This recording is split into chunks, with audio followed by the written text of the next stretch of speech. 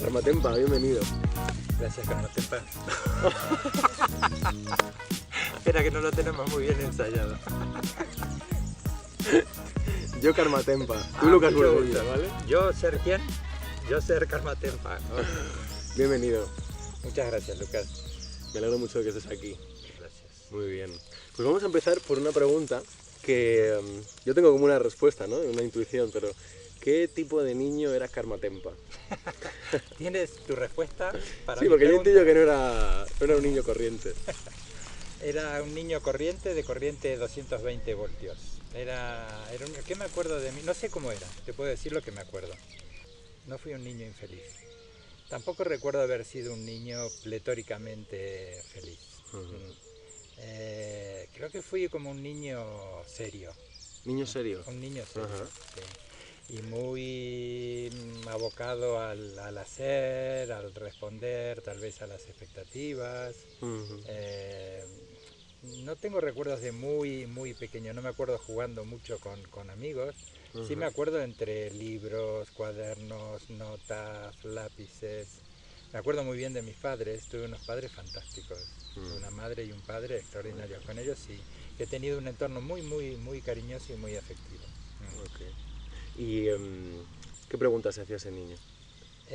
¿Por qué los adultos eran tan serios? ¿Por qué los adultos eran tan serios? Sí, siempre me ha llamado eso la atención y no solo que me ha llamado la atención, sino que extrañaba, aunque no la conocía, pero extrañaba por su ausencia la frescura, la improvisación, eso, que los veía a todos muy como en sus roles. ¿Cómo fueron esos primeros pasos en el mundo podemos llamar el mundo de la meditación o el mundo de, yo sé por lo que tú me has contado que fue con el budismo, pero ¿cómo fueron esos primeros pasos Los primeros pasos en el mundo de la meditación? en el mundo de la meditación, en la insatisfacción. Ajá, En la insatisfacción y en la añoranza. ajá. ¿Y en qué momento te das cuenta de que es algo que te puede ayudar el mundo en tu caso, de la meditación? El budismo, no solo la meditación, sino el budismo.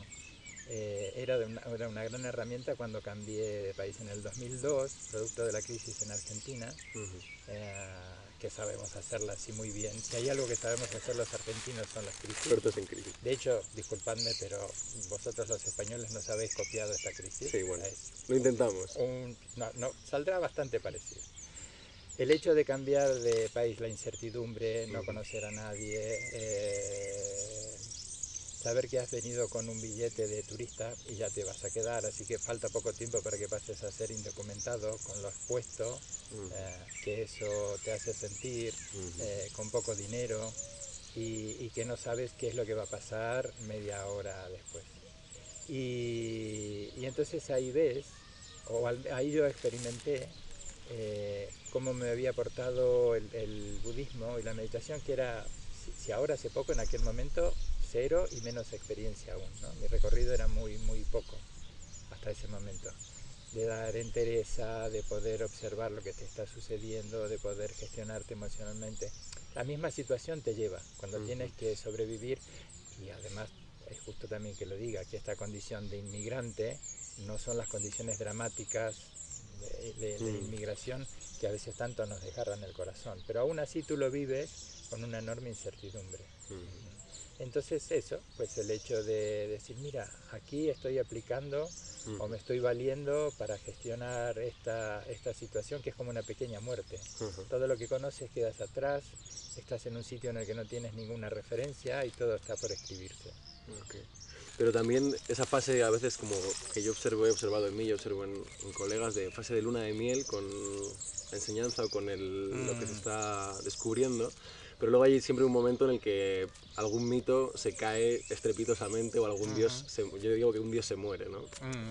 ¿Cuál recuerdas que fue el mito que se te cayó a ti más en esa primera, o el primer dios que murió? ¿Cuál? Que yo llegué al budismo después de curiosear por otras tradiciones, el taoísmo, obviamente vengo de una familia católica, entonces, más allá de los comportamientos institucionales que te sacuden, Luego me ha ayudado a encontrar pequeñas individualidades que siempre han sido un referente y se han sobrepuesto a las decepciones institucionales. Y bueno, que cuando te levantas, los primeros pasos en tu propia caída es cuando cierras el libro que estás leyendo y sales embriagado de dicha, placer y caminas solo 2 pasos y ves que el mundo sigue de la misma manera que 10 minutos antes de tu lectura. Entonces dices, bien, pues no lo estoy haciendo bien, hay que hacer lo mismo y más, o, pero el mundo no se da cuenta que estoy yo aquí con todos mis ideales. ¿Identificas como algún momento en el que digas, aquí claramente se ha caído un mito, se ha caído una... Así un momento puntual, no, no, son como sumas de pequeños momentos. Y esto que decía, ¿no? Sales como entusiasmado, inspirado con lo que lees y después ves que hay una enorme distancia entre lo que suponías que iba a suceder a partir de esa lectura y cómo te salen las cosas. Okay. ¿Cuándo ves que, digamos, dedicarte enteramente o seguir por ese camino y después, en tu caso, pasar también a dar enseñanzas, ¿cuándo ves que eso es posible? ¿Cuándo ves que es una opción? En todo este proceso de haber llegado a Madrid, que llegué en julio, ¿no? Poca oferta laboral, empiezas a recorrer la ciudad para dejar tu currículum, lo habitual, lo que haces cuando llegas a un sitio. Y lo que me maravillaba en aquel momento, que estás muy puesto por la supervivencia, ¿no? Entonces ahí tienes una experiencia del famoso aquí y ahora, que pocas veces la he tenido como en aquel momento, ¿no? Es siempre aquí y ahora, ¿no? Porque es supervivencia pura, ¿no? Tanto desde lo físico, aunque había algunas sombras, pero más que nada desde lo emocional. Y fue así como muy intuitivo porque, volviendo al relato, me llamaba mucho la atención lo espontáneo que era todo. Tal vez aquella espontaneidad que reclamaba de mi familia, pues la empecé a tener allí, porque ningún sitio, todos los sitios que recorría en Madrid eran prístinos, era la primera vez. No había ningún pasado que lo contaminara, ninguna referencia de nombres, de citas o de situaciones. Todo era como muy nuevo. Y esto que decía, ver en ese periodo de la fortaleza que podía estar tomando del budismo con una experiencia muy, muy corta, siempre digo que ha sido casi como una regla de 3 simples. Si con lo poco que he practicado me está sirviendo mucho, pues si le dedico mucho más tiempo, pues sin duda que sacaré más provecho. Ha sido como intuitivo. Y también darme cuenta que como estaba intentando lo que hacemos todos, tratar de repetir la misma vida que llevaba en Buenos Aires, al menos ilusoriamente. Voy a tener un trabajo, voy a conseguir dinero, Europa, viajar, vuelos baratos, gente, pareja, un piso en Plaza España mirando. Y ahí recuerdas que habiendo tenido todas esas cosas, la orfandad espiritual que había sentido cuando en Buenos Aires tuve todas esas cosas. Y entonces dices, me dije, tengo un momento bisagra en mi vida, o intento repetir lo que he hecho hasta ahora, o estoy en una oportunidad extra, he perdido todo, sin dramatismos, ¿no? He perdido todo, con lo cual no tengo ninguna inercia, puedo comenzar de cero otra vez. Y dije, aprovechalo, aprovechalo, como dice el querido Lamadruguillo. Aprovechalo. Aprovechalo. Entonces salió esa historia, si con poco ha sido tanto, con mucho pues tendrá que ser más. Entonces me dije, ¿qué puedes hacer? Y una vocecita dice, ¿qué tal si te haces monje? Venga, por curiosidad también. Vamos a ver cómo es esto de vivir como monje. Ahí mencionas, ¿no? Como el renunciar a ese capital simbólico que traes o renunciar a cumplir con esos estereotipos. Y eso conecta con otra pregunta que para mí es importante en esta serie de entrevistas, que es ¿cuál es el estereotipo? Porque para mí hay, en el mundo de mindfulness, en el mundo del desarrollo espiritual, hay como una serie de estereotipos, ¿no? Sí. Tenemos el estereotipo del monje, el estereotipo del hippie, el estereotipo del ninja, el estereotipo del científico. Tú eres monje, ¿no? Sí. Entonces, me parece que también sobre la figura del monje, o en tu caso, también hay varios estereotipos. Pero ¿cuál es el estereotipo que tú peor llevas sobre ti que te echen encima? Cuando se la gente más cercana al budismo y que ha estado en Asia y ha estado en monasterios, o aunque haya leído, sabe cómo es la dinámica de un monasterio en Asia. Y entonces se sorprenden cuando tú no coincides con la idea que ellos tienen de ser, de lo que debe ser un monje.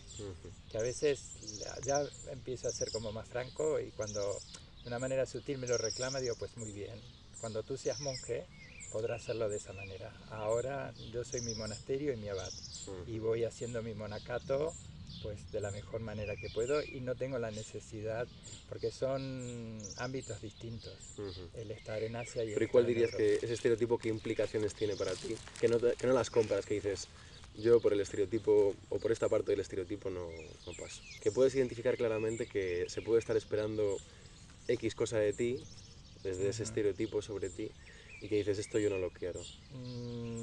Hay dos cosas que yo no quiero. Una es defraudarles, porque sí que hay como un principio de confianza delegada, pero en ese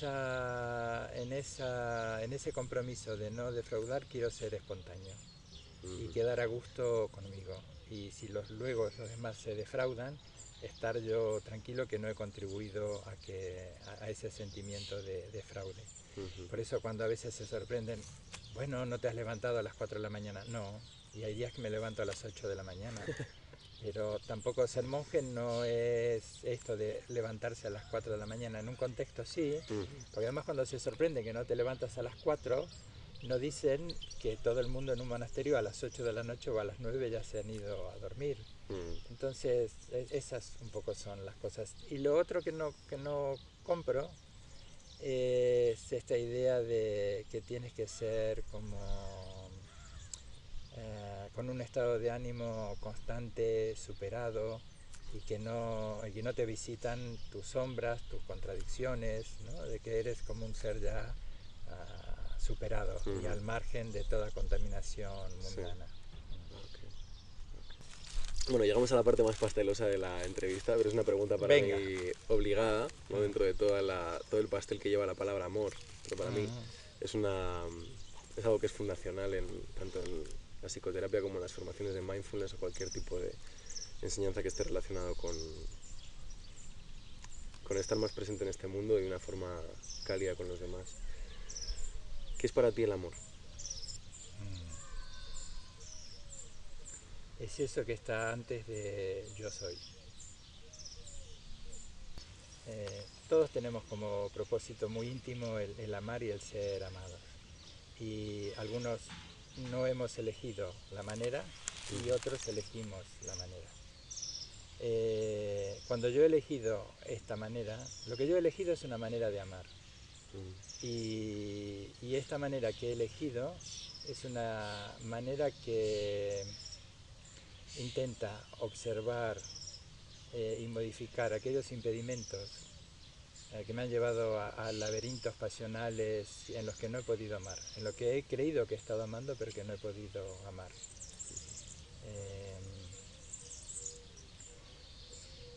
De esta forma, porque no es que no te enamores o que no te seduzcan las formas, no pasa a ser una persona asexuada.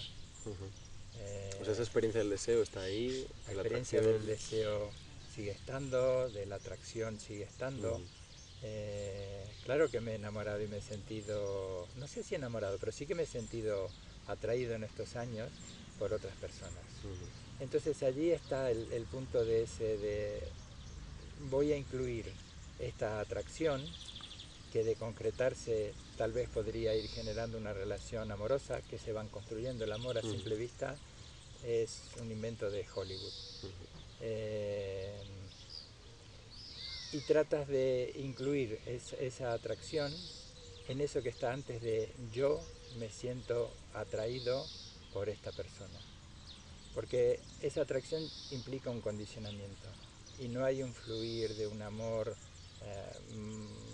más abierto, más inclusivo. Cuando tengo una idea de mí mismo, comienzan mis necesidades. Y muchas veces he visto en mi propia experiencia que los demás han sido un elemento utilitario para cubrir mis necesidades. para mí hay un tema importante que es el amor al cuerpo también. Tengo la sensación desde que con 15 añitos empecé a relacionarme con esto que el cuerpo queda de lado y a veces incluso denostado. ¿Por qué? ¿Por qué crees que ocurre eso? Pues yo comparto el mismo interrogante que tú. Como a veces, quizás este es otro estereotipo, ¿no? De que lo que está relacionado con el cuerpo, fuera de una categoría espiritual o a veces incluso moral inferior, ¿no? Que una enseñanza de otro tipo. Ajá. Pues hay matices, ¿no? Digamos, a lo mejor hay extremos en nuestra sociedad, ¿no? O en nuestro recorrido histórico. El de materializar el cuerpo porque se ha pensado, intuyo, que era como el asiento y el nacimiento donde nacían las emociones impuras. Ajá. Y que por eso no había mejor manera que machacarlo para aplacar ese bicho maligno que estaba ahí reclamando eso, Sí. contacto, sexo. Y lo otro que hemos pasado en nuestra sociedad contemporánea y en algunos aspectos a sobrevalorar el cuerpo y la juventud. Entonces yo creo que en ambos extremos se coincide, que es el de desvalorar, que ambos están relacionados con lo temporal. Uno está machacando lo temporal que es el cuerpo y el otro está exaltando lo que es el cuerpo. Y ambos se han olvidado de ese otro recorrido emocional, espiritual, en los que hay que incluir al cuerpo en todas sus facetas. Algunos luego tendrán otras opciones que implica otros compromisos, pero no hay que descuidar el cuerpo. Eh, a veces me parece que hay cierta espiritualidad muy intelectualosa, intelectualoide, intelectualeta, en la que se descuida el cuerpo, porque se pone mucho énfasis en la mente y eso es llenarse la cabeza de pajaritos. Hay que cuidar el cuerpo, es nuestro asiento, ¿no? Además, te abrazo con mi cuerpo. Puedo tener una actividad solidaria con mi cuerpo. Es donde yo estoy siendo en un cuerpo. Entonces es importante cuidarlo. Son uno de los aspectos importantes para cuidarlo. A veces tengo la sensación de que hay propuestas, personas, profesionales que dan a entender como que mindfulness lo pudiera todo, o el mundo de la meditación, o incluso el budismo, ¿no? Como que pudiera ser una propuesta para solucionarlo todo. ¿Tú dónde crees que están los límites de esto? En la sensatez y en la honestidad y en la experiencia. Suelo decir, el ser humano es un trabajo en equipo y necesitamos de tantísimas soportes y áreas. En el caso particular del budismo, yo creo que no hay situación que no la pueda, pero el punto es dónde estás. El punto es dónde estás. Entonces hay un largo recorrido en el que no lo puedes resolver todo con el budismo. Por más que hables de apariencia y vacuidad, las cosas no existen en sí mismas, tú estás como estás. Entonces es importante para mí, imprescindible. De hecho lo he hecho yo también. Con esto no quiero homologar de cómo lo ha hecho Karma Tempa, pues realmente esto es así. Quiero decir, poner mi experiencia propia, recurrir a otras miradas terapéuticas. Entonces, el estar con un psicólogo, el recorrer tu pasado de la mano de alguien profesional o con afecto, es importante. A veces el utilizar, desde mi ámbito sería el mindfulness, desde el tuyo sería la práctica, la enseñanza budista, como para crear más capas, ¿no? Y para petarnos a veces ante ciertas realidades que nos están doliendo. Y esto lo estoy llamando postureo en mindfulness, postureo espiritual. Sí. ¿Qué es para ti? Choyan Trump hablaba del materialismo espiritual. ¿Qué es para ti el postureo espiritual o la evasión espiritual? Pues esa enorme contradicción entre querer ser, como lo dice el tango, la vergüenza de haber sido y el dolor de ya no ser. esa contradicción que encuentras y disfrazas entre lo que quieres llegar a ser y lo que estás haciendo. Entonces la disfrazas.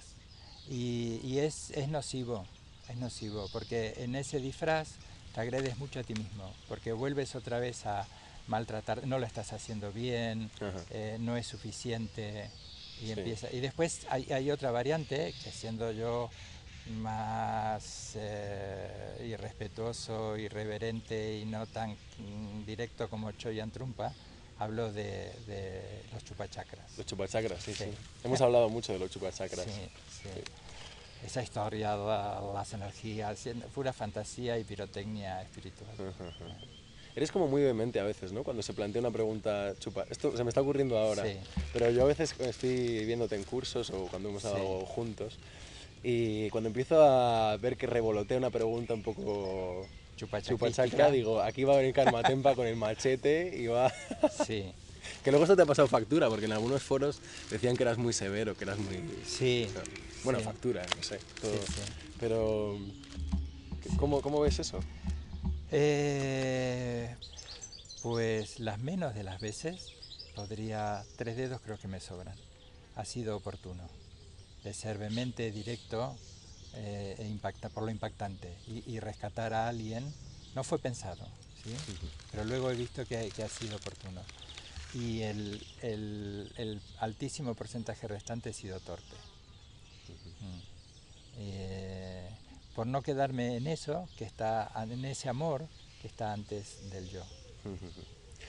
Sin embargo, para mí conecta con algo muy... Siempre que respondemos en las formaciones, respondemos evidentemente desde nuestra experiencia. Pero quizá también ese impulso amoroso, aunque vehemente a veces y desacertado, a mí también me sale a veces, de rescatar a la persona de una falsa promesa, ¿no? Quizá. ¿Cuál sería para ti la falsa promesa, o una de las falsas promesas que pululan en el mundo de mindfulness, en el mundo del budismo, de la meditación? Que algo o alguien lo haga por mí. Y eso es lo que suele despertar a veces mi vehemencia. Eso es lo que y despierta me tu... sí. Ajá. Entonces, cuando digo que he sido torpe, porque esa vehemencia y esa contundencia refracta en el otro y le hace todavía estar más seguro de su ilusión. Entonces ya no la busca en mí a la respuesta, y la va a buscar en otro, en vez de estarla buscando en sí mismo. No puede ser, o a eso apunto, o eso entiendo, porque es lo que me ha sucedido a mí con muchos maestros, que son muy directos, y te sientes absolutamente escrutado y desnudo delante de ellos, pero puedes dejarte caer en esa desnudez que el amor te sostiene. ¿Y la frase más manida? La frase... La frase más Para ti manida, la frase más manida... déjate fluir, todo esto es energía, ¿qué energía hay en este sitio? Es muy especial, esto es muy especial. Esas son como las frases en el ámbito más manida. Y ahí pues me pongo también a veces irónico, suelo ponerme irónico, o a veces me callo. Muy bien, Karma Tempa, pues déjate fluir. Es que hay mucha energía aquí, se siente. Muchísimas gracias. Al contrario. Gracias por venir.